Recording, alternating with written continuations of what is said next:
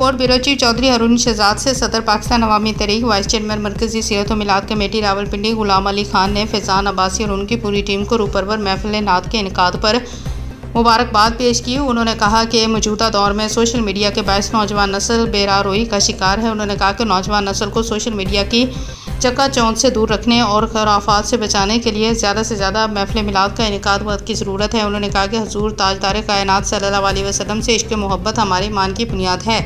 नौजवान नस्ल को दुनिया की रंगीनियों और बेजा किस्म के खुराफात से बचाने का सबसे अहम हथियार इश्क रसूल का है।